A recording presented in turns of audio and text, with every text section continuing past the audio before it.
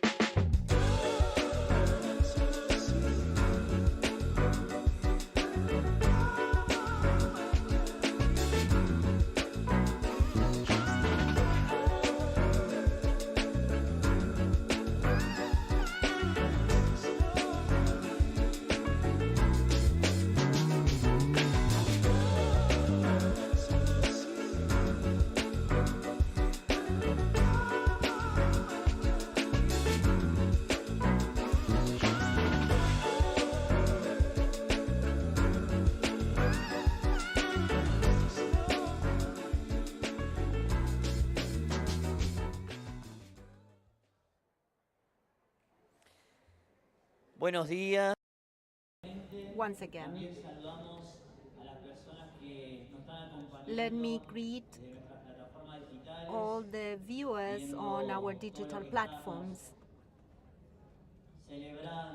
are following our celebration here in this beautiful conference. Let us begin with some announcements. As we said yesterday, please look after your personal belongings. Although we are in a space of trust, it is also a public space. Anyone can come into this space. So let's prevent unpleasant situations. Although some of you have already participated in previous editions of the conference, this is the first time that we are doing live streaming.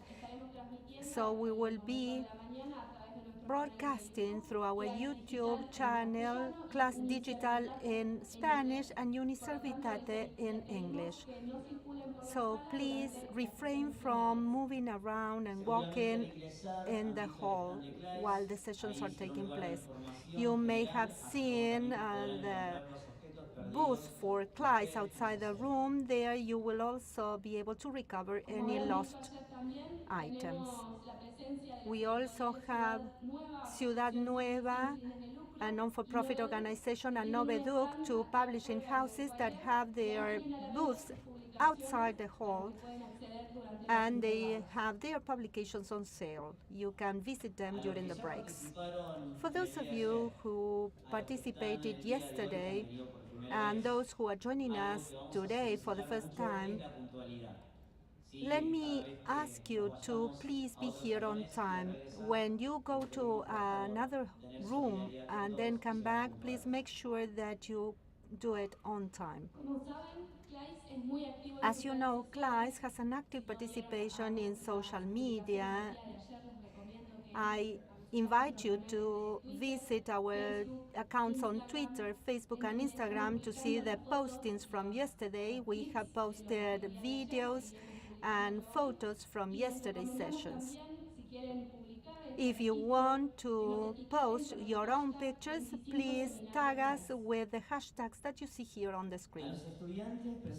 For students from all levels of education present here, I would like to remind you that today we will have a students' meeting at 1 p.m. that will take place in the reading room in this building in the mezzanine. We hope to see you all there.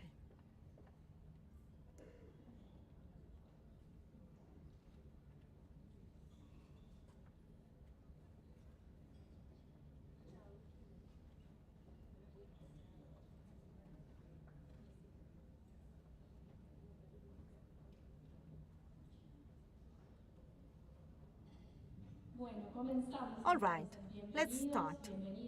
Welcome back. I would like to welcome you to the second day of the 25th International Service Learning Conference. As Candela said previously, you will see on the sides of the room a blank banner.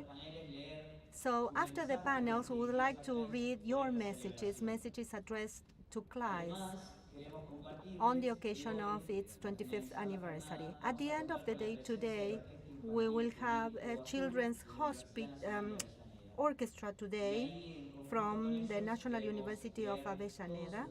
And at that time, we will read out the messages that you will be leaving throughout the day on the banners.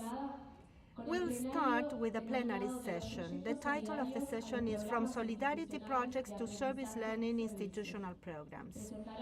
We will have the following speakers: Jorge Bassart from the University of Buenos Aires in Argentina, Riju Sharma from the Assam Don Bosco University in India, Miriam Fracaro from School 4055, and Carolina Acevedo, also from the same school, Presbítero Constantino Españolo from Mendoza, Argentina. Esteban Mena from the Maris schools in Chile. He has his own fans here. And we will have comments by Andrew Forco from the University of Minnesota in the United States. And the moderator will be Juan Cruz Armida from the Catholic University of Argentina. So Juan Cruz, I turn it to you so that you can introduce the speakers. We wish you Muchas luck in this gracias, session. Candelaria. Thank you, Bienvenidos a Candelaria. todos a este Welcome segundo día de este gran to the seminario, de second day of estos this beautiful encuentros, conference. reencuentros. Yesterday we were Caras so nuevas y happy to caras a que see mucho one tiempo another no veíamos again, to y see me ha old pasado, faces and estoy new viendo faces. que Now I'm nos hemos seeing some familiar abrazado faces in the más allá de la audience. pandemia a And partir de nuestra experiencia en mucho tiempo de trabajo juntos.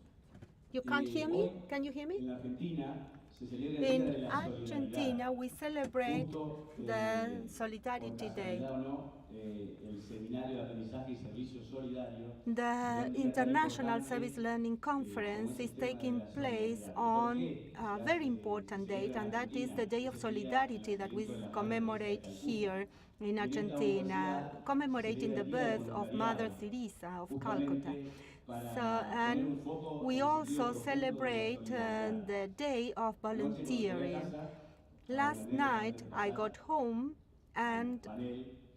let me Mis share this hijos story. contaban lo que fue el día y lo My que va a ser el children día de were hoy. telling me Y about hoy their day. hay dos I chicos padres share de un with hijo que them va al about colegio, my day. está en And séptimo grado, I have a porque para celebrar el día 12-year-old de la son, solidaridad, and he lo que had to hacían go era to poner las school manos en today, la and arena. all parents were Cosa invited. So que because of tuvimos como miedo Solidarity con mi Day, mujer they diciendo had que la to put their solidaridad va por hands otro lado. on Qué the lástima wall. todavía And with my que wife, la we were educación just saying estemos that esperando solidarity años de has to padres do e with hijos en que something se celebra else, la that it is solidaridad, sino very profundizando unfortunate lo that we are realmente just es la putting the solidaridad. hands of parents and children Entonces, creo que es together un as a espacio token of para seguir solidarity when trabajando en la actually there's so educación much we can todos do los in terms of desafíos que solidarity. tenemos para So we need trabajar to keep on working profundamente en in educación a nivel education global y to en address all particular the en Argentina. challenges Así que at bueno, the es un global gusto para level mí and poder also in coordinar, Argentina. estar So acá, it is moderar my este pleasure panel con to prestigiosos moderate, to facilitate this profesionales panel dominicanos, with de colleagues India, from Chile, con from the otras. United States, from India. Bueno, I'm primero very voy a pasar honored. la palabra Let me a first give the Jorge floor Passat. to Jorge Passart. Él es de la Universidad de He Buenos Aires, es represents the University of odontólogo, Buenos Aires. es He's a secretario general de dentist. la Facultad de He is the General Odontología de esa Secretary of the universidad y School coordina of y es Dentistry coordinador de la at the franja organización university, and he's educativa the de la universidad. coordinator of the what it is called the Vamos a darle social 15 educational minutos a cada practices uno de los panelistas related y to al service minuto learning. 13 You yo le voy will a be pasar given la 15 palabra y al minutes. minuto 15 le voy a sacar el At micrófono. minute 13, I will give you a note, and then at minute 15, I will cut off your mic. Good morning to you all. I was able to see some of you at the School of Dentistry on Tuesday. I'm very pleased to be here. The truth is that I'm very happy to be able to address you all, and I will quickly tell you what we do in our school, where it is located, and what we did at the University of Buenos Aires to move from extension activities, from outreach programs that try to connect the students with the community to shift to more educational practices. There was a resolution years ago issued at the university that indicated that all curricula, all syllabuses had to include a certain number of mandatory hours dedicated to social practices. And there is one chapter, one section in our bylaws that talk about the importance of having an active role with the community. In the year 2017, it became mandatory for all syllabuses and all curriculum to include what we call educational social practices, so that students could start with all the documentation requirement to get their certificate as professionals. They needed to complete a certain number of hours as part of the studies. Otherwise, they wouldn't be able to graduate. So it started being an activity outside the academic framework, but we realized that we had to include all these kind of activities in the curriculum because there needs to be some consistency between what we teach and what we can contribute to solve the problems in the community. En segundo punto, estaba mal animado, perdón. Then, I apologize, the animation is not working properly here. It is essential for higher education, and this needs to be made clear. It is essential for higher education to get involved with doing research into the social problems. We need to find out what problems are affecting society in order to be able to put together appropriate social practices. And finally, we need to look at the exponential education model that we will try to use. This is a very well-known chart by Dr. Camillioni with a double entry structure, and she says that there are different education models. You have internships, you have placements, you have volunteering activities, and service learning. That is what we try to do through the social educational practices. Internships are practices that take place outside the university, outside the classroom, and the benefit is exclusively aimed at the students so that students can put in practice their knowledge. But with social practices, we make sure that the benefit is for the society. In social educational practice and in volunteering, both things combine. But what is the difference between volunteering and social educational practices? In the case of volunteering, there are no academic contents included. That is, if you give a hot meal to people in need, and our students, as they did in pandemic, give food to the homeless, there are no academic contents related to that activity. Of course, this fills them with different values, leadership, strength, but there are no academic contents included there. But in the case of service learning, in the case of social educational practices, we combine academic content, the curriculum, prior research, reflection, and of course, it also includes an education component. This is what I have been doing since 2004 and 2005. These are the social educational practices from the School of Dentistry. We travel across the country with our mobile dentist offices. We have programs everywhere from the south, in Tierra del Fuego, where we have a lot of people from all provinces from Argentina living there with a lot of problems. We go to the north, to the west, next to the mountains. This is the program that I like the most in Santiago del Estero, in an area in the center of the country. And this is a practice that we do where there is no drinking water, where there is no electricity. So we need to come up with an experimental model to apply at the time, because you don't have electricity there, so you have to see how you are going to provide your support without electricity. We bring some cables, we have some kits that we brought from China, and we are able to help the community there with their dental health. Therefore, for any social educational practices, we need to have an educational component. Students need to be able to put in practice the knowledge they acquire in the classroom and adapt to the new realities. What is the new reality? If I have no electricity, if I don't have drinking water, perhaps I have to use a different type of compressor. So it is different from what I can do in my own office at the School of Dentistry. That is the educational component. And this is just a short video of my students' testimonials. This is in the north, in the province of Jujuy. I brought clips from different parts of the country. Let's hear the students. We are applying our knowledge here. We have been engaging in these practices since the third year in the university. I have never traveled to a rural area. I have never seen firsthand all the problems there. You learn a lot, you work hard, and you also grow as an individual, as a person, even if it is for a few days. And then after that educational component, you have the social component. What is the impact that this has on the society, on the community that we are working with?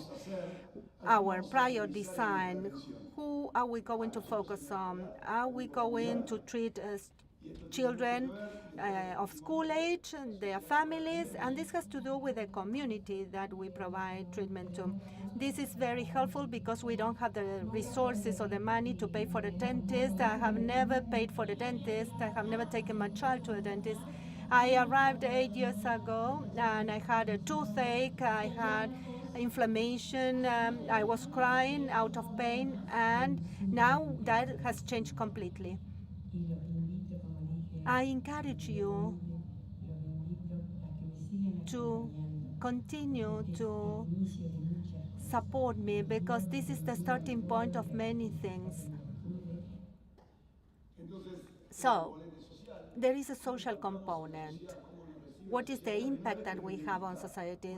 This is the first time they see a dentist, so we need to do some prior examination. This is a program that has been running for 10 or 15 years. In Misiones, in the northeastern part of the country, the program has been there for more than 20 years. But it is different now, the situation, because the parents know that the dentist will come in September and they will treat their children. There is a change in society, and I think that every social educational practice needs to have a component that has to do with intervention design. That is, how many dentists am I going to bring there? How many patients am I going to treat? Is there some transnational research that I can do?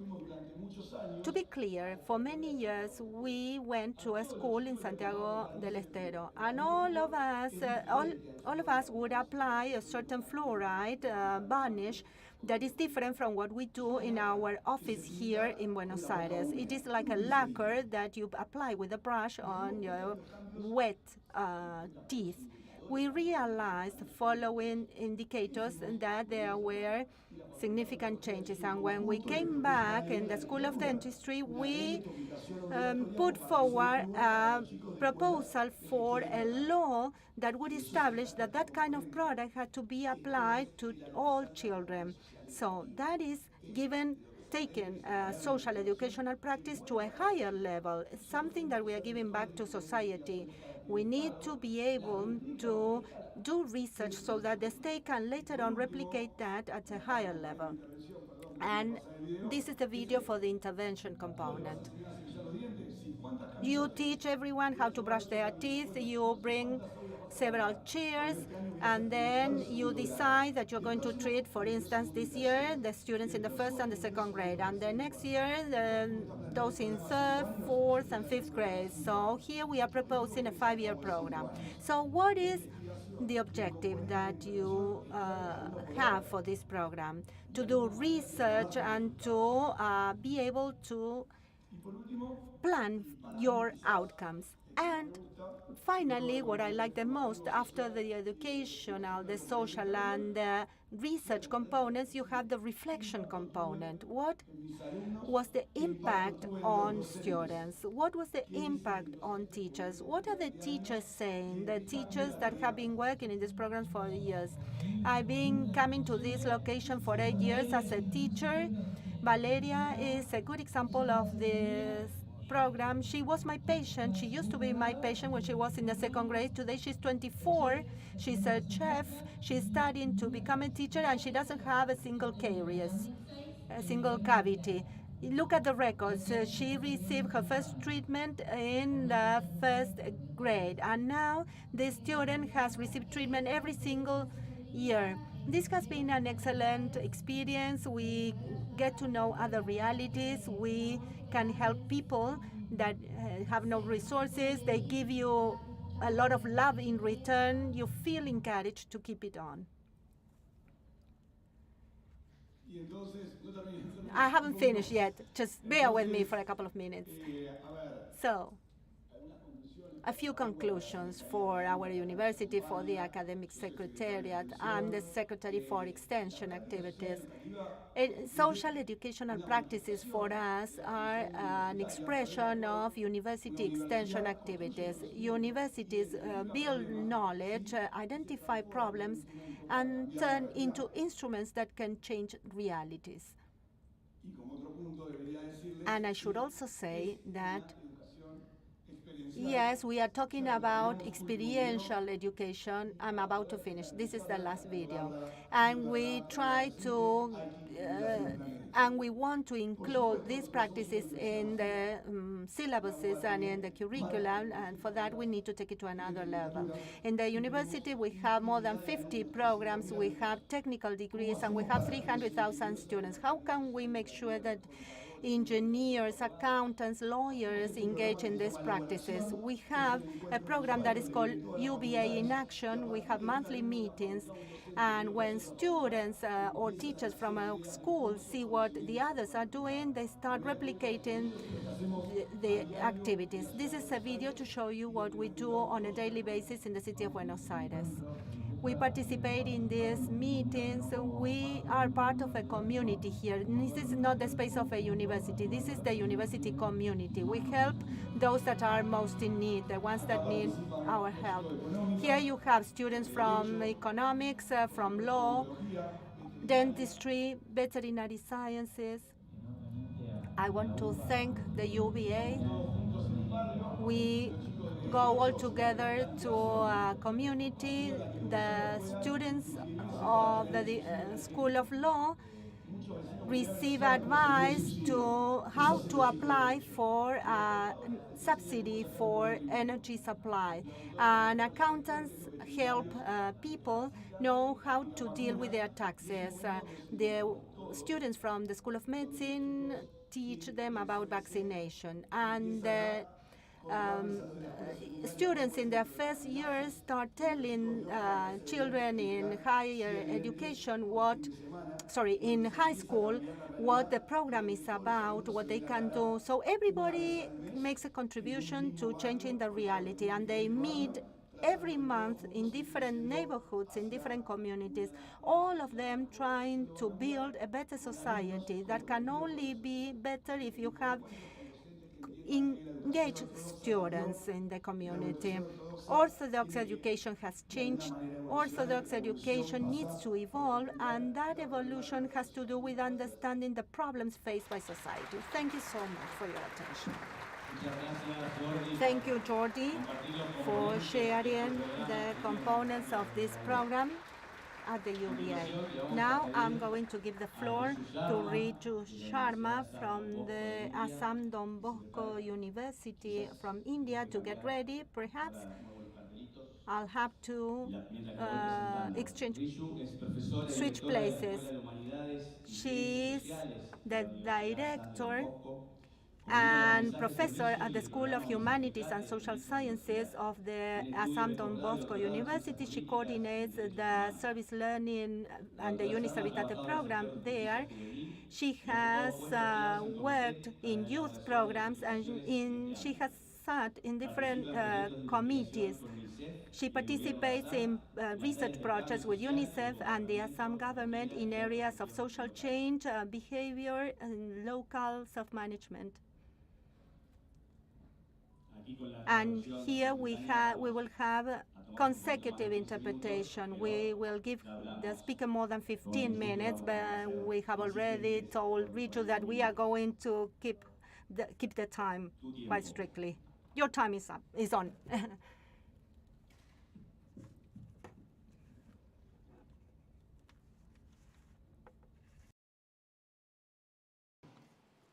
Good morning, and it really feels wonderful to be here with all of you, all the way from India, across continents. And I have to say that the last few days of interaction, discussion, dialogues have been very enriching for me. It's been a very rich learning experience for me, and I would like to take this opportunity to extend my gratitude to CLAYSS for getting us all here together, and I think it cannot get more global than this, so thank you so much. And Bueno, buenos días.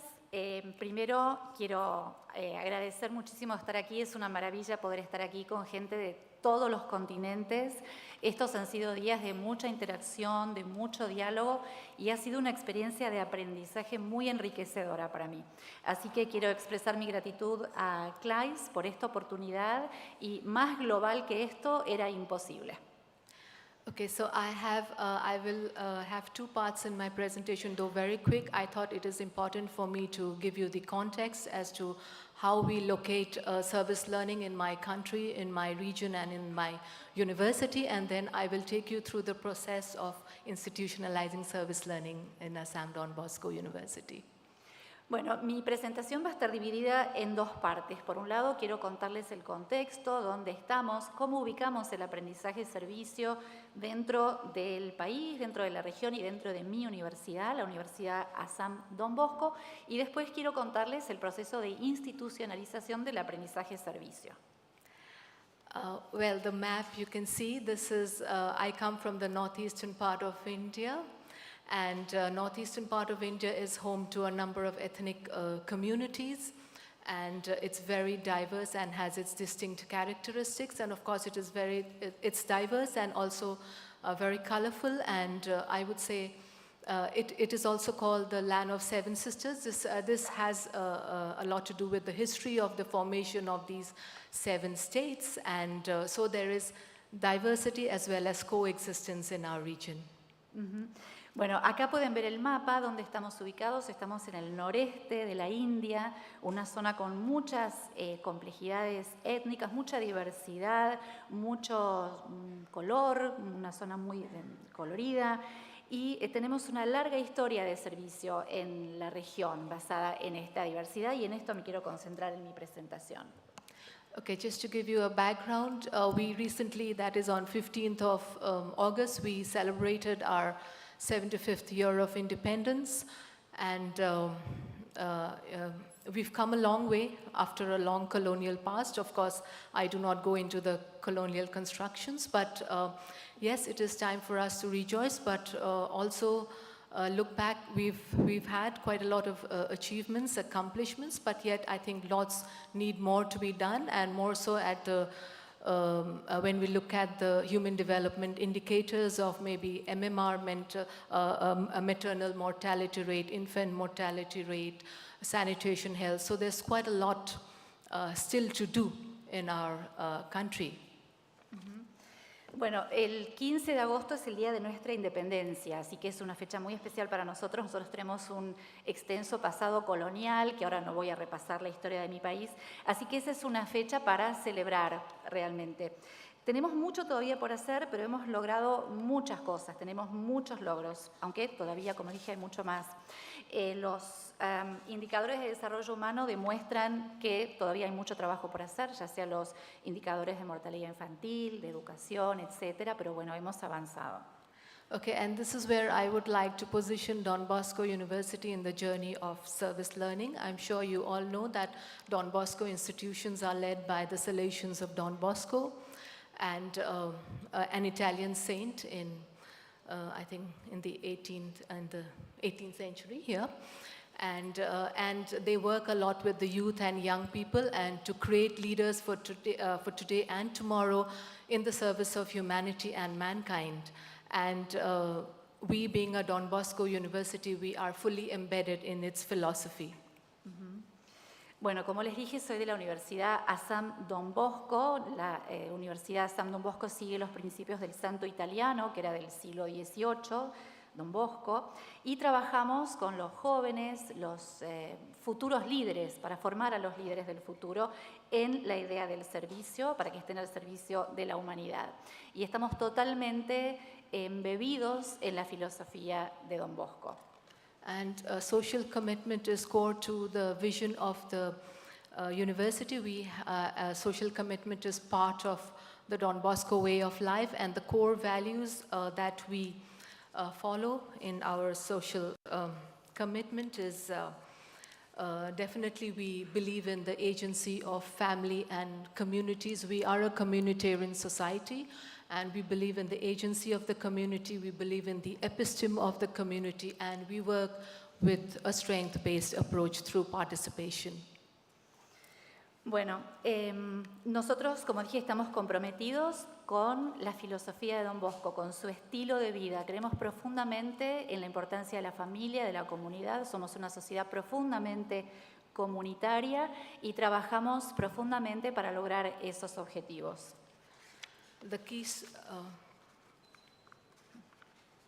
The key strategies, I would say, is lending visibility to the invisible, creating a shared vision. We spend quite a lot of time in creating a shared vision and ownership in all our work, strengthening communities and creating an enabling environment, and also creating partnerships for societal impact. Do you have that slide? Because it's a Yeah. lot of concepts. Okay, thank you. Bueno, nosotros trabajamos básicamente para dar visibilidad a los invisibles. Trabajamos, como dije, como dice en la diapositiva, para creación de asociaciones para el impacto social, para crear una visión compartida, para fortalecer las comunidades, desarrollando el liderazgo y para crear un entorno propicio a través de la comunicación.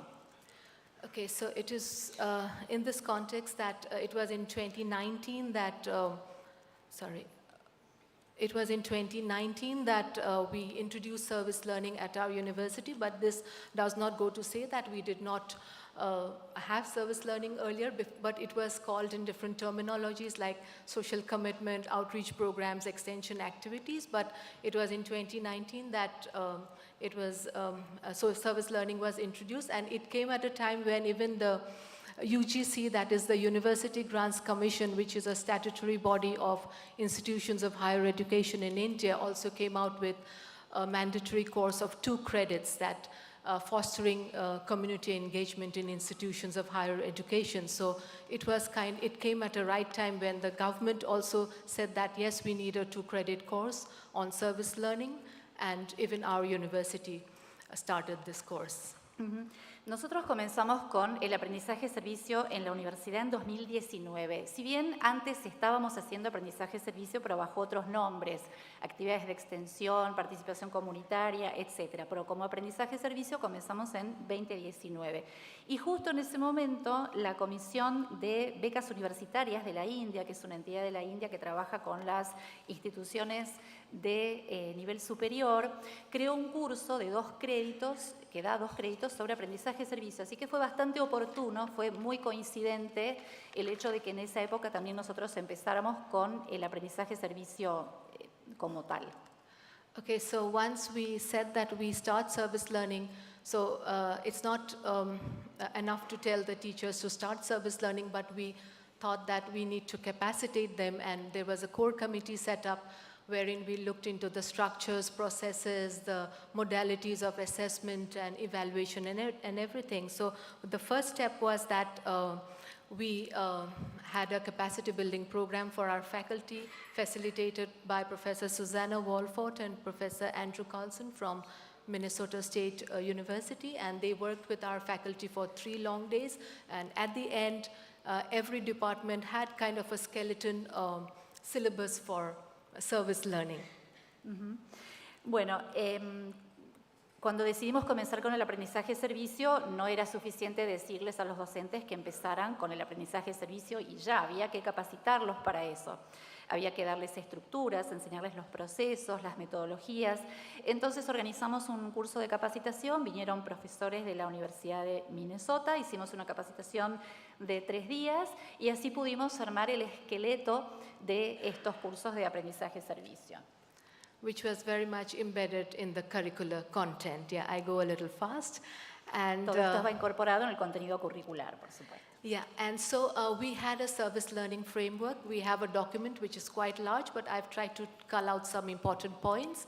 So we have as I said, we have a 2-credit course. For us, 1 credit is 15 teaching hours, so 2 credits, 30 hours, and out of that 30 hours, 10 hours, the teachers had requested us that we have a general kind of very basic foundational introduction on service learning as to the purpose, philosophy, approaches, the strategies of service learning, which is anchored by CDSI. CDSI is the Center for Development Studies and Initiative, that is the apex body in our university for outreach and community engagement programs. Okay. Entonces, nosotros trabajamos dentro de un marco, tenemos un documento que es muy extenso, les voy a contar básicamente qué consiste. Este curso que comenté que da 2 créditos, cada crédito equivale a 15 horas de enseñanza, o sea, serían 30 horas en total. Pero después de las 10 horas iniciales del curso, los docentes nos pidieron alguna base del aprendizaje-servicio, algunos conceptos introductorios del aprendizaje-servicio. Entonces, a eso nos abocamos. Y trabajamos junto con el CDSI, que es el Centro de Estudios e Iniciativas para el Desarrollo, para armar todas estas estructuras. Okay, and then 20 hours is taken care by the departments, which is very, very department specific. And at the end, we have a assessment, which we do it in our LMS, that is our Moodle, the platform of Moodle.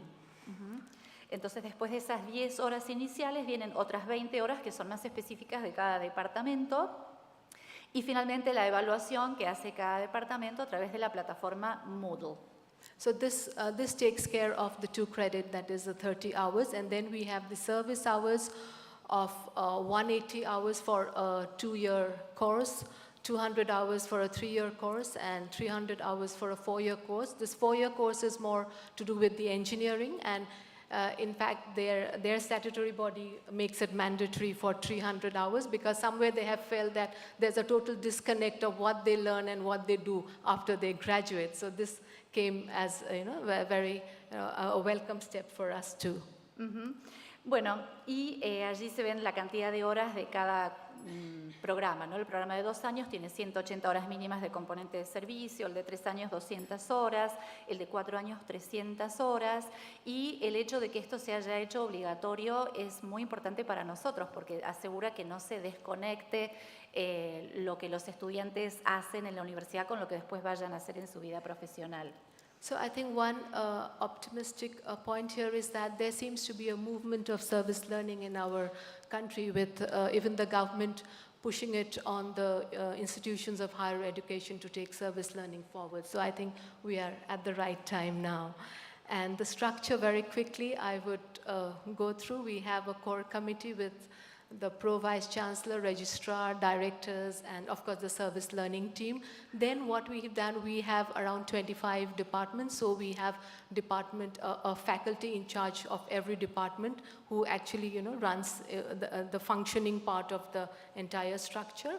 And then of course the faculty mentors and the students. Bueno, y debo decir que soy bastante optimista con este movimiento del aprendizaje-servicio por el hecho de que ahora se ha hecho obligatorio en la educación superior, eso nos da mucha fuerza. Bueno, aquí vemos la estructura, por encima tenemos el vicerrector, secretario, directores, el CDSI, que es el Centro de Estudios e Iniciativas para el Desarrollo, el coordinador del aprendizaje-servicio. Luego tenemos las facultades, nosotros tenemos 25 departamentos, estas facultades y los coordinadores son los que se ocupan de la parte más operativa de los programas de aprendizaje-servicio y finalmente los profesores, mentores y estudiantes. So this is just our service learning faculty in charges. These are just 2 slides which I put around 25 departments. And this is important. This is the service learning placement because when we talk about 200 hours of service hours, so it would mean where do they actually do it? So we have kind of thought about 3 ways how they could do it. Students, we have a lot of programs and projects in our university with UNICEF, the government of Assam, so that's where also students can do their service learning hours, or students can also apply for fellowships, which they have done it. And I think when Professor Maria was there, they presented few of their projects. And also they can be placed in the communities because we are blessed to be, our university is surrounded by around 42 villages which are at a stage of developing. So we work very closely with the local self-government for service learning. So these are the areas where they are placed. Bueno, como dije, contamos con 25 departamentos. Antes mostró los diferentes profesores de los diferentes departamentos y facultades. Y en cuanto al programa de 200 horas de servicio, esto lo repartimos en 3 años del programa Los alumnos participan a través de diferentes sistemas, otorgamos becas, también hacen muchos trabajos con el gobierno. Tenemos la suerte de que nuestra comunidad esté rodeada por 42 aldeas, eso nos da muchas oportunidades para trabajar con los gobiernos locales en las zonas circundantes.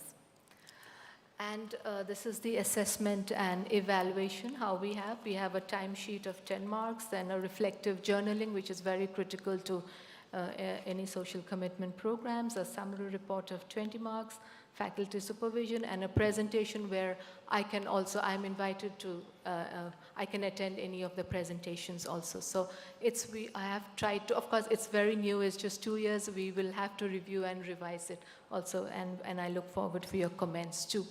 And this is, I'm almost coming, oh, sorry. Aquí tenemos, can you go back so that Yeah, they can yeah, see what? yeah. Acá tenemos todo el proceso de evaluación del programa de aprendizaje-servicio, el componente del servicio, ¿sí? Que está dividido en la hoja de tiempo, allí ven los puntos que se asigna a cada uno, 10 puntos, el diario de reflexión, el informe resumido 20 puntos, la evaluación del supervisor 20 puntos y la presentación que se hace en vivo 20 puntos.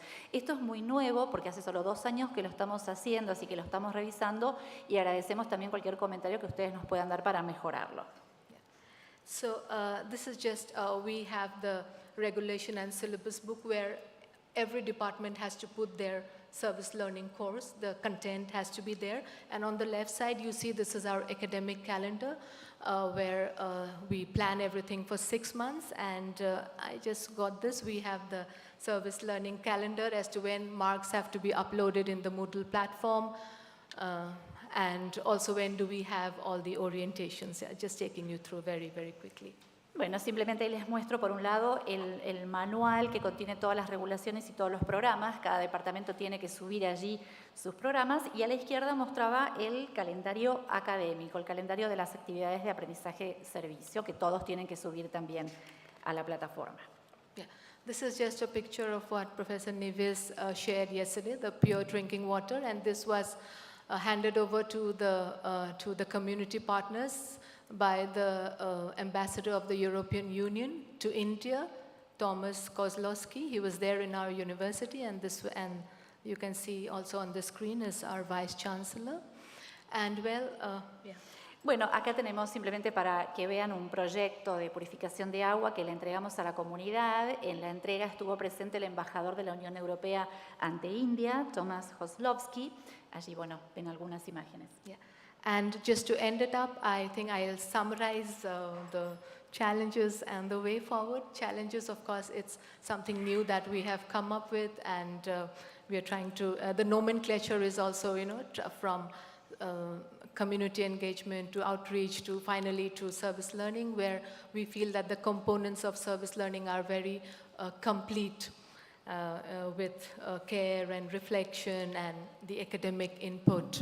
So, and also, I think, of course, we had one challenge which I would like to share very quickly is that there were some departments and more so the social work department which kept saying, what is the difference between our fieldwork and service learning, So they are also like, we are working with structures, with systems, with processes, in governance. So what is different? So that took us a little time. But of course, it's good that we discuss instead of sweeping it under the carpet. Yeah. Mm-hmm.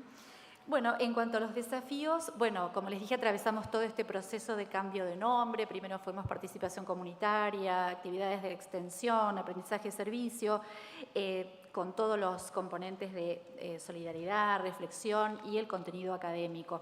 Y un desafío que me gustaría mencionarles es un planteo que nos hizo el Departamento de Asistentes Sociales o de Asistencia Social, que nos dijeron, ¿cuál es la diferencia entre aprendizaje, servicio y asistencia social? Nosotros también tenemos estructuras, tenemos procesos, tenemos gobernanza, así que ese fue un desafío que tuvimos que asumir y conversarlo en lugar de esconderlo debajo de la alfombra, ¿no? Yeah, and so the way forward would definitely be networking and collaborating, co-creating knowledge and sharing, because we do not want to reinvent the wheel all the time with such a vast repository with all of you contributing. I think that would be a wonderful way to go forward. So. Uh-huh. Y en cuanto a los próximos pasos, bueno, seguir trabajando en redes, en forma colaborativa, compartiendo, intercambiando conocimientos para no reinventar la rueda y seguir contribuyendo a través de estos intercambios. Yeah. So this is the last slide. This is I put up. It's very, very dear to me when Professor Maria and my hub leaders visited our university on 27th May, and we celebrated the Service Learning Week. And also there were some visits to the communities, yeah. And it was there that we launched also very few, some important programs when Professor Maria was there, like the government declared our campus tobacco-free campus, and that was started by a student as a service learning project, yeah. So that's very heartening. Yeah, so that's it. Thank you so much. Aquí les quiero mostrar otras imágenes de algo que es muy importante para mí, yo lo quiero mucho. Cuando María nos visitó con otros líderes del nodo regional también, el 27 de mayo, celebramos en esa oportunidad la Semana del Aprendizaje-Servicio y aprovechamos para lanzar unos programas. Por ejemplo, el gobierno declaró que nuestro campus era un lugar libre de tabaco. Eso también fue una iniciativa de un alumno que trabajaba en el aprendizaje-servicio. Gracias. Bueno, Riju, muchas gracias Thank you por... so much, Riju, for the effort to stick to your time. You have done a wonderful job. And I would like also to thank Claudia Baffi for her translation, for staying here with us. So the education component is the big challenge for those of us working on service learning. Thank you for sharing that, Riju, in your presentation.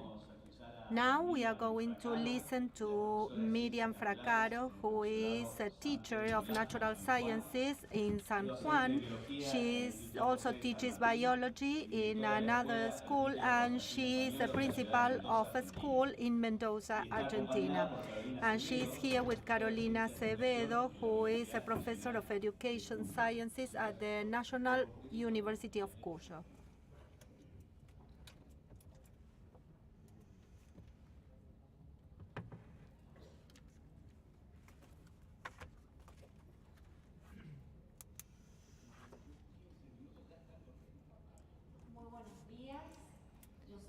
Good morning, I'm Miriam.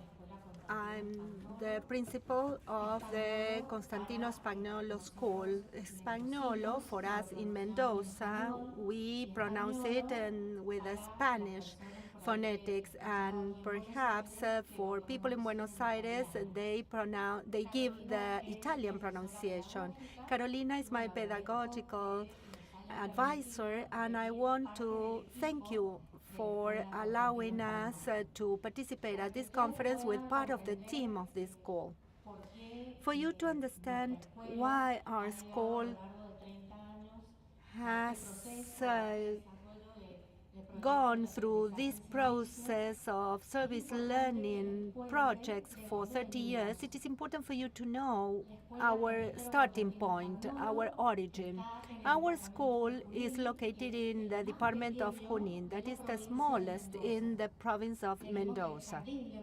We come from what we call the Garden of Mendoza, and this is a well-known location because it is the area where we have the greatest cultivated surface area with vineyards. We are the land of wine and sun. In our location in Junín, the municipality is deeply committed to the community, to the schools, and to the environment. I need to make this statement because this will help you understand why we carried out many of the projects successfully. The school was founded on May the 2nd, 1985. Of course, I was not the principal at that time. And right now, there are three modalities of education there. We have a technical degree in electronics. That is why the school is a technical school, and 2 degrees, one on economy and management and another one on tourism. This gives our institution a different feature from other schools. This is a mixed school. That means we provide technical education together with specialized secondary education. So we detected the need in the community. Secondary school was made mandatory. We have a population of students that were at risk. We have students facing social and economic hardships, and they couldn't enter the regular school that existed in our location in Junín. We started with a small school with 2 classes, and now we have a very large school with 23 classes and more than 600 students. Over the years, we succeeded in transforming the school from one that has now become one of the most chosen schools in the area. We have 120 vacancies for the first year of our school, and applicants actually amounted to 900 last year. So we are very proud of what we have achieved, and we can really say that the work that we are doing at the school is seen outside the school, and it is one of the most chosen schools. It is a public school. It is a public school in the province of Mendoza. Good morning. I'm going to tell you a little bit about the structure of our school. We have a leadership team with a principal, the deputy principal, and a regent that helps us on the daily work, the secretariat, then we have the librarians, the assistants, and we also have a general head of practical training, what we call MEP and ATP. We have an orientation service. This is an interdisciplinary team made up by pedagogical experts and advisors, psychologists, and other types of professionals. And this team works to provide support to students and work with the teaching staff of the school. We also have area coordinators for literature, maths, natural sciences, social sciences, foreign languages, and with the change of the curriculum, we also have now coordinators for the specialization of the secondary education. Then we have the teaching staff, and we have the staff that work with the students. All of us are part of the community of the school. As part of our institutional project, after 2 years of a pandemic, we decided to focus on improving educational quality. As you all know, during the pandemic, we worked on the basic contents that need to be part of the learning process. But this year, we decided to go back to the curriculum established at the provincial level and to ensure quality education. The starting point would be some concrete actions derived from planned teaching practices based on the needs identified by our institution, putting forward meaningful experiences that would foster teamwork and active engagement of students. These are features that we saw mentioned yesterday as essential elements of service learning. This is part of the school mission, in addition to ensuring integral development of the students at a cognitive level so that they can later on pursue higher studies. They can also join the labor market because they will be graduating here with a technical degree. And we also aim at educating them as citizens.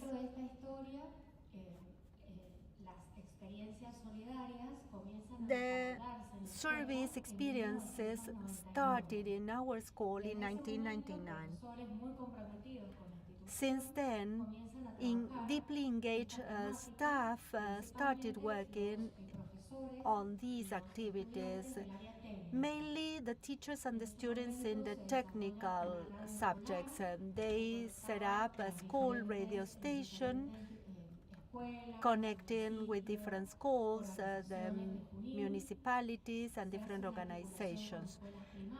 Also, the efforts were coordinated with primary schools. Our students would go to the primary schools to repair the computers in those schools and also to provide training on IT to primary teachers, primary school teachers.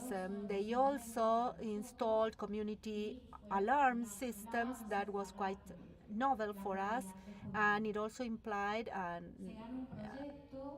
a breakthrough for the community. One of the projects in 2015 received the Presidential Award. The project was about automated cleaning of irrigation ducts. As you know, in Mendoza, water is quite a scarce resource, but it is very necessary, so we need to use it consciously. So our students designed a system to clean the water streams, and that allowed them to receive the Presidential Award and for the impact they had on the community.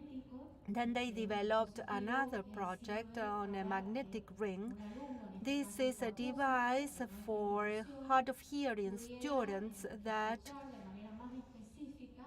would help them hear what the teacher was saying in the classroom, isolating the student from the background noise in the classroom. They also developed games for elderly adults in the area, and also for children.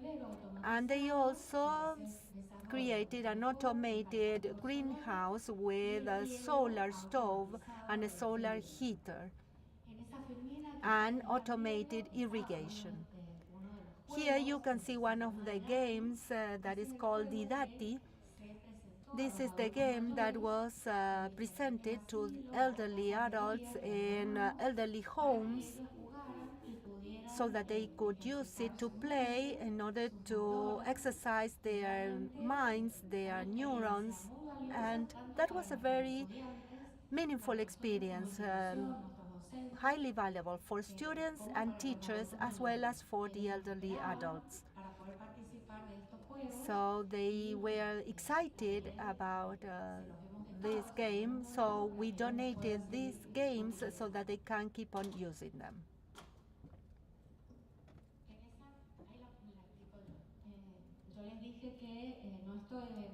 As I told you, I only joined the school in 2015. So I found there a lot of previous work that had been done in the school at an excellent level. So in 2015, I joined the school, and I also joined the service learning activities, and we started working as a team, all the leaders and the staff in general with the students, in order to continue doing service learning. Bueno, en este recorrido que lleva a la escuela a So, que institucionalice los proyectos the school solidarios, institutionalized service learning projects, and along the way, the school encountered certain hurdles. One of them was the lack of stable staff. Only this year were we able to have really stable teaching staff, because in the past we had some substitute teachers that were not there all the time in our school. Another obstacle is the lack of training in the field of service learning. If you have teachers that don't know this, and there is no one to teach them this, then it is very difficult to extend the impact of these projects. In Mendoza, there is a program in the schools board that has provided training to different leading teams in schools. There have been meetings held to discuss the topic of service learning. Another obstacle is the fact that the staff sometimes spend only a few hours teaching in the school. So whenever we had someone who wanted to lead a service learning project, perhaps that person was the one that worked most of the hours at that school, and it was a big workload. And then another obstacle is the high cost of material resources. As Miriam said, the service learning projects developed in the school are strongly connected to the technical subjects. So the acquisition of materials to carry out the projects implies high costs. But we have succeeded in optimizing the school resources and also in obtaining funding from another organization to buy materials. In Mendoza, there is something that helps us with the implementation of service learning projects, and that is the regulations.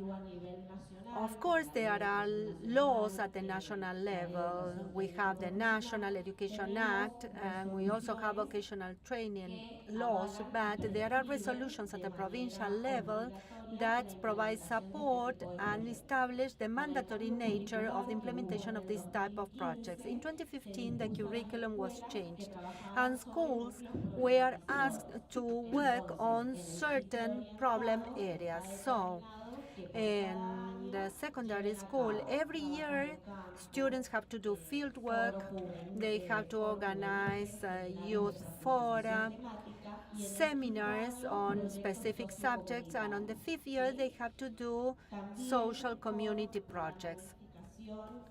Also, the evaluation system was changed. The change started before the pandemic, and the change came into effect now.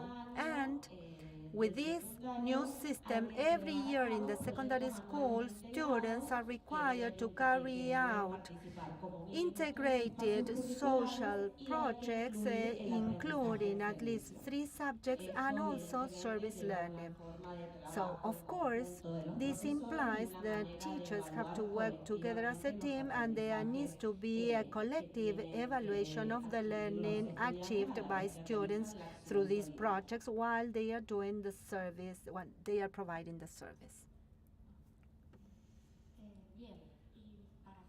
And in conclusion, let me share with you the projects that we are currently working on. I told you about the city government, the municipality.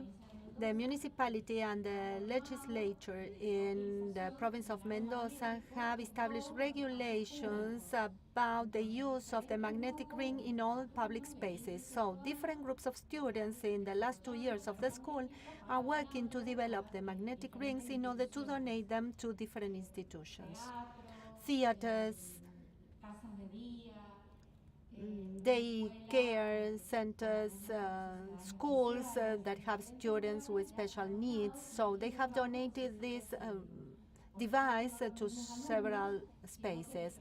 And the project continues. We do not always have the same students working on this. The students also of other years also participate in the project so that they learn the work methodology. A headband is being developed also for the blind, and this device helps the blind students or people to know what they have in front of them so that they will not trip on anything, or so that they know where they can walk. Then we also have these lit signs.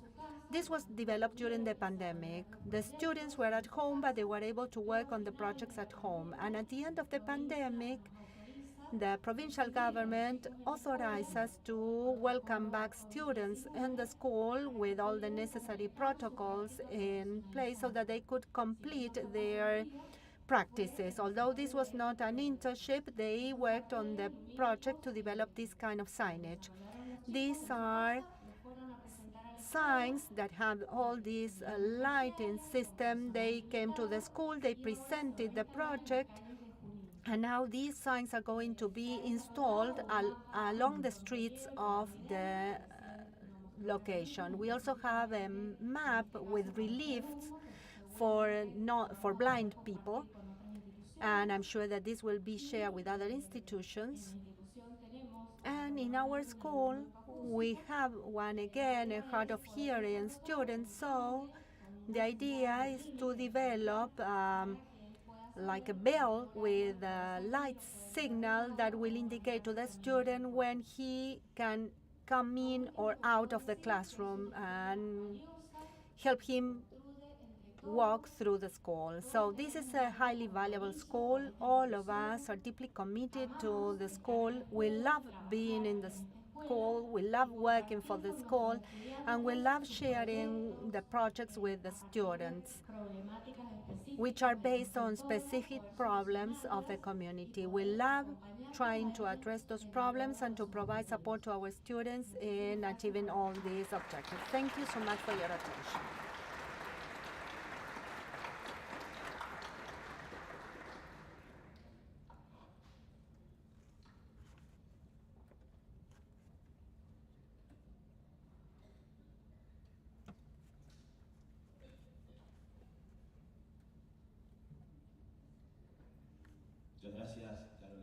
Thank you, Carolina and Miriam, for sharing with us your experience in these 15 minutes of history of your school. Now, we are going to Chile. We are going to go across the Andes, and I will introduce Esteban Mena Saldívar. He's a professor of biology and natural sciences, has a degree in teaching on experimental sciences from the Catholic University of Valparaiso. He has studied education, human rights, neurosciences, and learning. He is currently the one of the members of the Service Learning National Network in Chile. He is actually the vice president. And he is also part of the network of the Maris schools in Chile. You have 15 minutes. Okay. Let me begin by thanking all the educators who are present here in person and watching us through the streaming. During the pandemic, we have been given the gift of sharing not only in person but also across borders to be there somehow. So I'm going to focus on three aspects in my presentation. First, I'm going to tell you who we are. We are going to talk also about the meaning and the sense of service learning. And finally, I'm going to refer to how we can revisit the meaning of what we do. Who are we? We are a Catholic institution. We have 12 schools providing formal education, more than 17,000 students, more than 900 educators. And I'm saying more than because we have seen a change during the pandemic in all these numbers. We also bring in private and subsidized schools, and we are located at the north, in the north of Chile, in a vulnerable area towards the southern central part of Chile, with a school in an area that is non-vulnerable. So this is who we are, the meaning and the rationale. When we talk about the meaning and the rationale, the first question that comes to mind is what for and why do we do service learning in the Maris schools in Chile? So I'm going to spend 1 minute of the 15 minutes that I have been allotted to ask you to look to your side, to the person that is sitting next to you. take that moment to look at the person who is sitting next to y poder you. detenernos a mirar al compañero y a mirarlos a los ojos. Look al at that compañero. person in the eyes.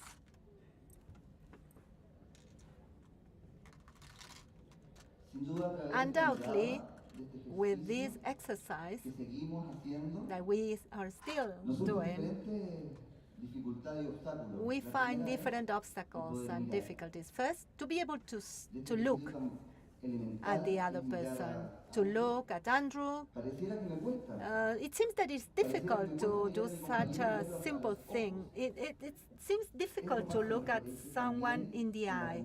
This also happens in schools with the community. It is difficult for schools to go out to look at the other people. So in many schools, we implement service learning precisely because of this, because it has to do with our looks, the way that we see one another in other people's eyes. We reimagine solidarity through education, and this leads us to the greatest gift of service learning. Service learning that is the focus of national services. We are part of the National Service Learning Network. We have had all the help of Nieves Tapia with implementation of service learning, and there is a call that we see, the call of the earth to the people in our schools and in our communities. Undoubtedly, service learning today for Maris in Chile is a response to this big claim. We had a serious social crisis before the pandemic, and then a deeper crisis made visible by the pandemic, and that is that we need to educate in solidarity, we need to educate in human rights, and we needed to revisit our role as schools, as educators, to transform the community. So we wonder, what kind of solidarity are we talking about? Nieves told us that this is not just about the heart, it also has to do with the mind, with the cognitive portion, and also with the hands. So, through this process, we sometimes disconnect the hearts from the heads, but actually they have always been together. So, through our institutions, we can work towards the solidarity that we want to achieve, transformational solidarity that will transform other people and also those who are inhabiting the world. Through a central team, we have a head office that works on all the strategic objectives for the schools, and it serves as a guide, although it is the schools that guides us, really. We have different teams, and we have a program, and I'm going to introduce that to you now. I have my timer here on. The program suggests an implementation model, and it's suggested because we do not force the school to implement this model. So we tell the schools, if you think that this makes sense for you, you can use this model. An implementation model is the following. It has 5 stages that stem from the principles of service learning. The first stage has to do with awareness raising. That is, what is happening? What are we feeling? What is the school experiencing with regard to solidarity and human rights? Is there a division? This is not, is it ignoring this? And then, based on that reply, we focus on different actions to build meaning together. Because even if we turn everything upside down, if we don't build meaning together, we won't be able to implement this educational approach. The second phase has to do with the diagnosis. To diagnose which teachers have been doing service learning throughout their careers. Perhaps they hadn't known that it was called service learning. Perhaps they used a different name. Perhaps the English teacher in the primary school just had this crazy idea, and the principal said, well, this is crazy. Well, that is service learning today. So we performed a diagnosis of all the isolated experiences to get to the third stage, that is the most important one. We call it implementation agreements. Ultimately, this means that the educational board determines that this methodology is going to be implemented in the school.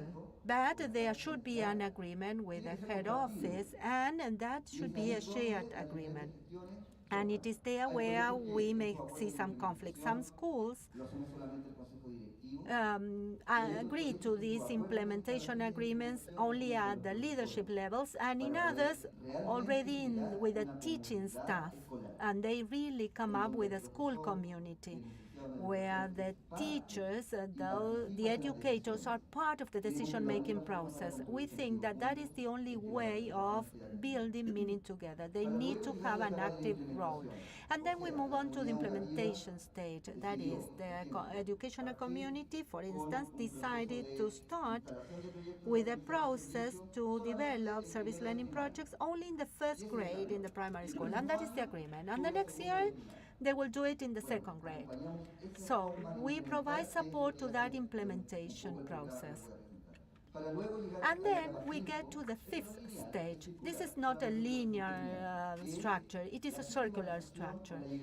And phase 5 is systematization or reaching the goal. Reaching the goal is to reach the implementation agreement. But as a congregation, our goal is to make sure that all students experience service learning at least once a year, so that from the kindergarten to the secondary school, they can have different experiences of service learning, so that later on they can create their own solidarity-based projects in their own communities or in higher education. But service learning should be a tool for them to be able to create meaning and look at others with a different lens, the lens of human rights, because this is part of the educational mission of MARES in Chile. And what supports these implementation agreements? First, training and education. Nobody can teach what they don't know. So first we need to be educated, we need to be trained. And then support. It is not just about funding projects, it is about providing support to the design of projects. It's not enough to have money. You may know this better than me, that for certain projects we don't need financial resources. Perhaps we need human resources. And the third element is the dissemination of experiences. It is so important to disseminate the experiences of others. The fact that my right hand doesn't know what my left hand is doing, well, that is not possible. We want both hands to be in sync. Am I doing well? Yes. Okay. So then we have to focus on teachers' training. For more than 10 years, we have been trying with a lot of effort to implement service learning in schools. And we have seen different options to provide training to teachers. First, we had a method led by a Catholic university that is a member of the Service Learning Network. For 4 years, we realized that they made a significant contribution to the training of our teachers, but we realized that we wanted teachers to train other teachers. So our teachers received training, and then they were the trainers of other educators that were engaged in service learning projects, not just at a theoretical level. What you are going to experience, that is something that I have already experienced. That was the idea behind that. Then we got to local workshops, and then with the pandemic, we had the online workshops. We were able to connect the different schools in the same Zoom meeting to provide training to them.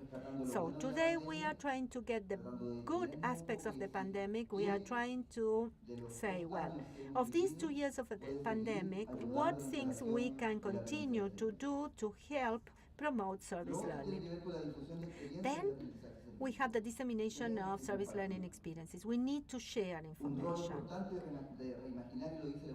As UNESCO says, we need to create learning communities.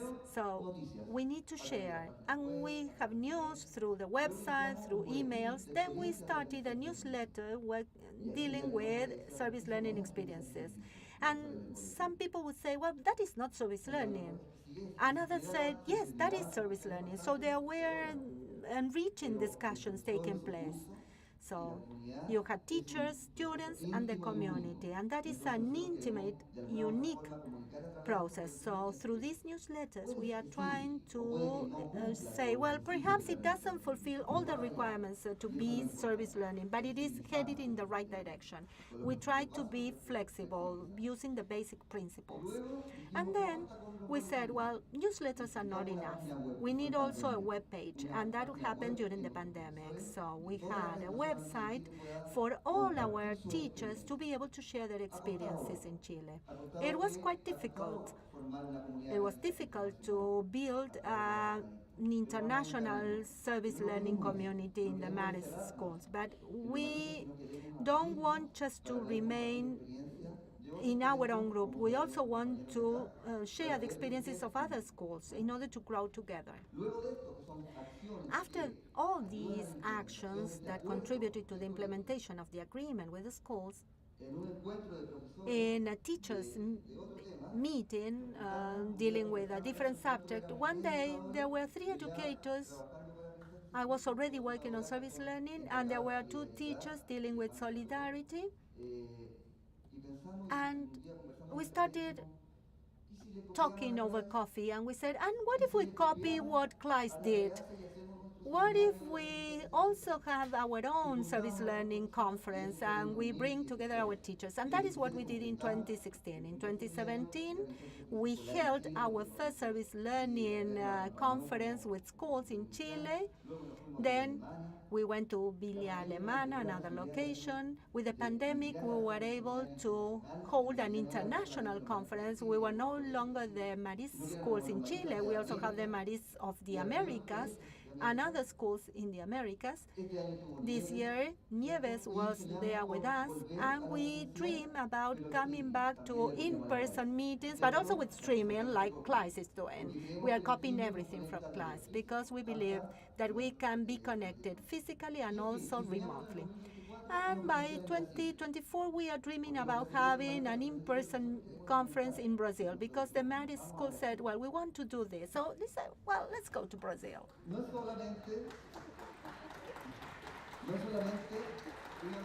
So it's not just about education and pedagogy here. The most concrete way of implementing all this for us is through the service learning methodology when it is included into the curriculum.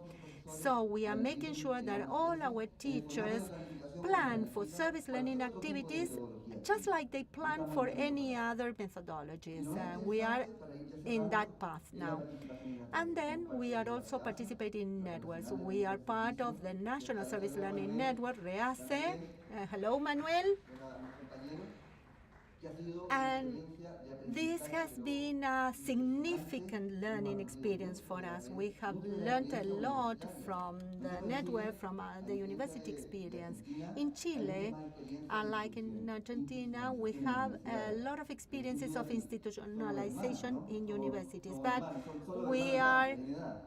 Argentina is like our elder brother, so we have learned from them. And we are also part of the Marist network. So, in conclusion, why are we doing service learning? We took this picture from the internet. It was not my own picture. I also borrowed this. This happened in the pandemic. What is the role of a school during a pandemic? Connecting with the community, transforming the community. And how can we transform the community? I'm a firm believer that words do not always express what we mean to say. So we believe that the role of the school is precisely this one: to use the face masks to transform the community. All these masks that protected us during the pandemic, that today are in the streets, not only in Chile, but throughout Latin America, they can be reused to transform the community. Thank you so much for your attention and for the invitation. Thank you, Esteban. I'm getting great things from all your presentations, and I think that we need to thank and extend our appreciation for everything that we received. Vamos a presentar a nuestro So now I'm going to comentarista introduce del our panel. commentator for this Es una panel. persona muy conocida en el ámbito He is well universitario. known in the university environment. On Wednesday, we had a meeting with 35 or 40 universities from all over the world, and there was no one continent that did not mention him. So we are really proud of having him here with CLAYSS. So this is Andrew Furco, who is the Vice President of Public Engagement in the Minnesota University, where he teaches in higher education. His academic work focuses on examining the role of service learning and community engagement. He was the director of the University of California in Berkeley of the Center of Service Learning. He has received national and international awards because of his work in ISL, like Researcher of the Year and in 2015 he was included in the scholarships, in the fellowships. Andy, sorry.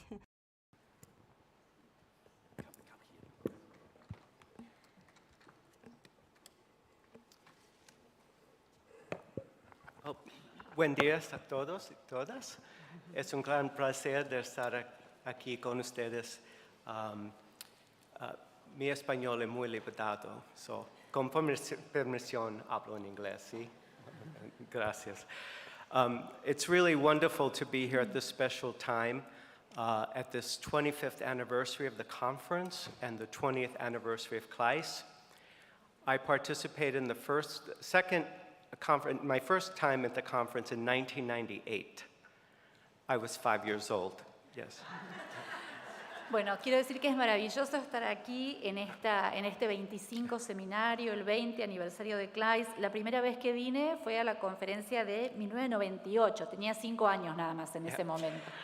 So, I want to thank my colleagues for these wonderful presentations on thinking about how we transform our institutions from a school or a university with service learning projects to an institution that has institutionalized service learning.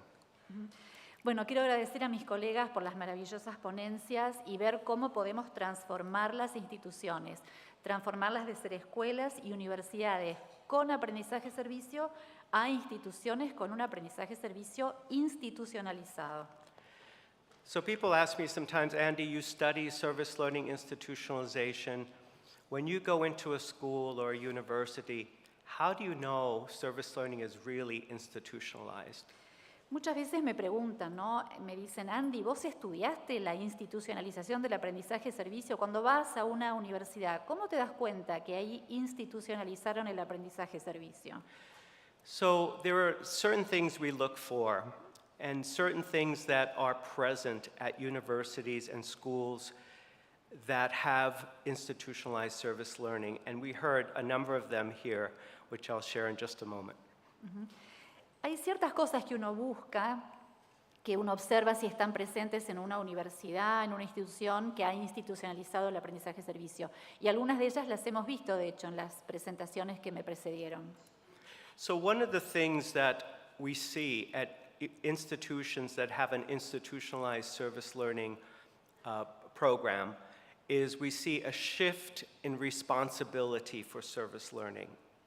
A shift from individual teachers and professors who are responsible for advancing service learning to a shift to the institution or the departments owning the service learning advancement.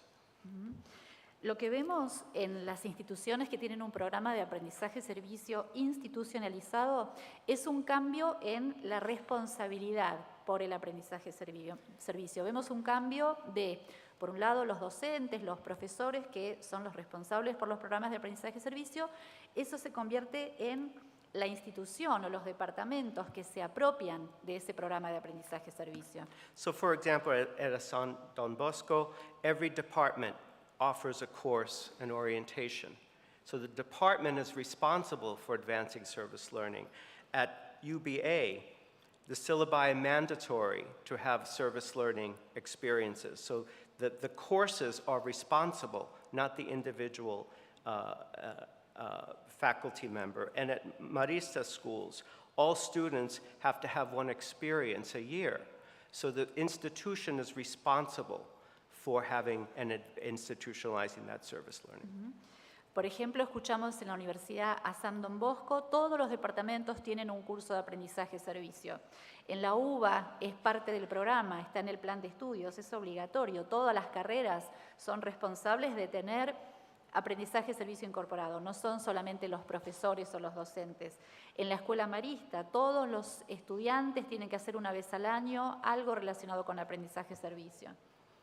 So the question to ask ourselves is, who is responsible for advancing service learning? If it's individual professors or teachers, that means service learning may not be fully institutionalized, even though we may have a lot of service learning experiences. Entonces lo que tenemos que hacer es preguntarnos a nosotros mismos, ¿quién es responsable por avanzar, mejorar el aprendizaje-servicio? ¿Los docentes o las instituciones son las que tienen que adueñarse de esto? Another important piece is that service learning is tied explicitly, overtly to the mission. When we talk about the institutional mission, we say it in the context of the service learning experiences, that it's not service learning here and the mission over here, but these things are integrated. Otra cosa a la que tenemos que prestar atención es si el aprendizaje-servicio está unido explícitamente con la misión de la institución, si toda la misión de la institución está en el contexto del aprendizaje-servicio. So in la escuela, 4055, the expectation is that the institution promote the active participation of students, and service learning is seen as the key method for doing that. So service learning is the key primary way of advancing the mission. Also in Don Bosco School, the values of participation, of agents of change, of agency of community, partnership with social impact, society impact. Again, service learning is the method by which that mission is realized. Como vimos en la escuela 4055, hay una expectativa de promover la participación activa de los estudiantes y eso se logra a través del aprendizaje-servicio. El aprendizaje-servicio es el método para cumplir la misión. Lo vimos en la Universidad Don Bosco, los valores que abraza la institución de participación, compromiso comunitario, todo eso se logra a través del método que es el aprendizaje-servicio. So that's very important. Another important thing is, to what extent is service learning tied to the institutional priorities? So one of the things I often ask is, what are your institutional priorities? What are, not about community or service learning, but in general for the institution, and to what extent is service learning a strategy for advancing those institutional priorities? Eso es muy importante. Y otra cosa muy importante es en qué medida el aprendizaje-servicio está relacionado con las prioridades institucionales. ¿Eso está conectado? ¿El aprendizaje-servicio es una estrategia para alcanzar esas prioridades? So, for example, at UBA, we have internships, and professional development are very important, and there are a lot of ways to do internships. But service learning has been chosen as the method by which those internships are done. That's a sign of institutionalizing service learning.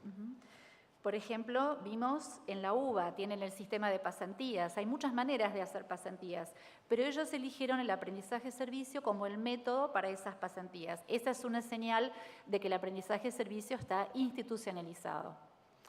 Of course, the level of administrative support or governmental support is very important, and we saw that in a number of the examples here today. And then I would also say this notion of moving from projects to partnerships, where what really is the centerpiece are the partnerships where different projects come and go over time, but the partnership remains. And the partnership may have many projects associated. And that's what sustains that continued long-term agenda for the service learning experience. Otra cosa muy importante es el nivel de apoyo administrativo o de las autoridades de la institución. Hoy vimos varios ejemplos de eso. La idea es alejarse de los proyectos y concentrarse más en las alianzas. La alianza es lo que tiene que estar en el centro. Dentro de esa alianza o asociación puede haber muchos proyectos que van y vienen, unos empiezan, otros terminan, pero lo importante es esa alianza a largo plazo. The other thing to look for is long-term visioning. Is there a sense of what service learning will look like or be over many years? Or is it just about the here and now? And institutions that have an institutionalized service learning program have a vision for what they want service learning to be. And we saw that with Don Bosco, with the multi-year assessments of students' development. We saw it with the Escuela 4055 with the 30-year commitment. We saw it with the Mara School on the multi-step planning process. We saw it with UBA of many years of putting together this mobile clinic. So it's having this long-term vision that's very important. It's not one semester or short-term projects. Sorry, that's too much. Y otra cosa a tener en cuenta es esa visión a largo plazo. ¿Hay una visión del aprendizaje-servicio hacia dentro de muchos años o se está pensando solo en el aquí y el ahora? En una institución con un aprendizaje-servicio institucionalizado vemos esa visión a largo plazo, como lo vimos en Don Bosco, con las evaluaciones que hacen a lo largo de múltiples años, en la Escuela 4055 con el compromiso a 30 años, en la Escuela Marista, en la UBA que van diseñando la clínica a lo largo de los años. No se piensa solamente en este semestre o en este año. So just coming to the end of my time, I just would like to mention three other things. One is evaluation and monitoring. A lot of us don't like evaluation and monitoring, but it's very important. And this suggests that there's a care for quality. That it's not just doing a lot of activities, but are they high quality? And we saw that, for example, with Don Bosco, the course review process, and in other examples. The quality becomes very important to really sustain the work. Y 3 puntos que quiero realizar antes de que se termine el tiempo. Por un lado, la evaluación y el monitoreo. Es sumamente importante, si bien a veces nos olvidamos. Esa atención por la calidad. No solamente hacer muchas actividades, sino tener en cuenta la calidad, como vimos en Don Bosco con el proceso de revisión que llevan a cabo. The other is the community perceptions. Miriam had a wonderful quote. She said, "The work of the school is seen outside of the school." This indicates that the work that we're doing with service learning is really valued by the community. That it's not just work that we care about within the institution, but it's work that the community cares about. And that's a real sign of institutionalization of service learning. And I think that was a wonderful example that you gave for that experience. El segundo punto es la percepción de la comunidad. Y los de la Escuela 4055 citaron algo que me gustó mucho, que dice: el trabajo de la escuela se ve afuera de la escuela. Es importante ver cómo la comunidad valora ese trabajo, no solamente qué nos gusta a nosotros, sino cómo lo recibe la comunidad. Esa es una señal también de un aprendizaje-servicio institucionalizado. Me gustó muchísimo ese ejemplo que dieron. And I would say the last thing that we look for, that I think is a little intangible, but it's very important, and that is a sense of genuineness in service learning and why we do service learning. We're not doing it for political reasons or utilitarian reasons, or it's because there's funding, but there's a genuine wanting and passion for wanting to do service learning to benefit our communities, benefit our students, advance our institutional mission. And we heard it in all the examples here. With the Mars schools, Esteban mentioned looking community in the eye. That's a great example of really working with the community. With Don Bosco, about embedding it in the ethos and the values of the institution at UBA, fulfilling the mission of serving society, and in the Escuela 4055, notion of student creativity and the students really thinking about the projects that matter. Y por último, algo a lo que hay que prestar atención y que hay que buscar, que es algo intangible pero muy importante, es cuán genuino es ese aprendizaje-servicio. ¿Por qué lo hacemos?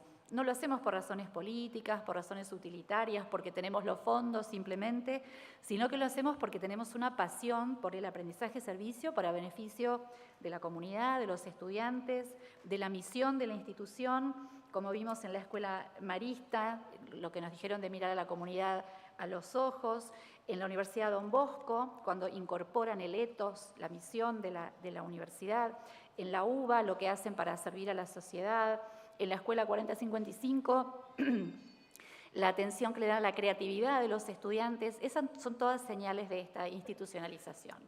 So service learning is not just having projects, it's about having these characteristics that we saw well represented here today.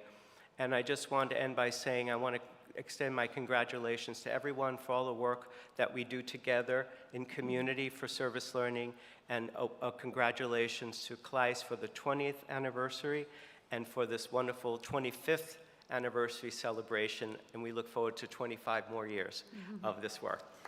Gracias. Gracias a Claudia. Bueno, y el aprendizaje-servicio no es solo proyectos, sino tener en cuenta todas estas características que mencionamos y que vimos presentes en todos los ejemplos. Así que felicitaciones a todos por todo el trabajo que hacemos en comunidad y juntos. Felicitaciones a CLAYSS por el 20 aniversario y por este 25 seminario, y esperemos poder celebrar 25 seminarios más. Muchas gracias, Andrew. Muchas gracias a los panelistas. Thank you, Andrew. Thanks to all the speakers talking about institutionalization. We have a lot of food for thought for all the different institutions, regardless of the level. In the case of the Catholic University, we have been learning a lot from all these institutionalization experiences, and in 2004, a service learning program was put forward and it was shelved by the authorities. In 2010, Cardinal Jorge Bergoglio recovered that proposal, retrieved that proposal, and they made it into a reality. And in 2018, that was introduced into the institutional project of the university. So this has to do with what Andy was saying.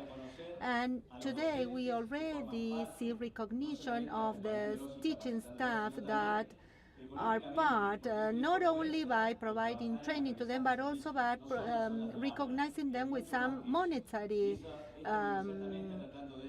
premium. So the university is trying to support the teaching staff. So congratulations to all the speakers and to all the institutions that are working so hard, and let's keep on enjoying the 25th anniversary, the 20th anniversary, and Uniservitate. In Uniservitate, the universities are also doing a great job. Hopefully this will continue with the networks. We have the example of the Chilean network, how they leverage their efforts. So hopefully if we combine our continents, our countries, not only in pedagogical terms, but also in human terms, we will do much better. So now we are going to have a break, I think, and some announcements first. Once again, thanks to all the panelists. Juan Cruz, thank you for serving as the moderator. Andy, he's not just a friend, he's family. He's part of the CLAYSS family. So thank you, Andy, for your comments. I think that here we have educators, so all of us focus on knowledge, but we also need food. And we need food to keep on going. But before letting you eat, we would like to make some practical announcements. And I want to thank Claudia, the interpreter, who was here on stage. I also want to thank the interpreters who are working all the time, the technical staff, those in charge of the audio, because otherwise we always leave them till the end, and we have already been here for several hours.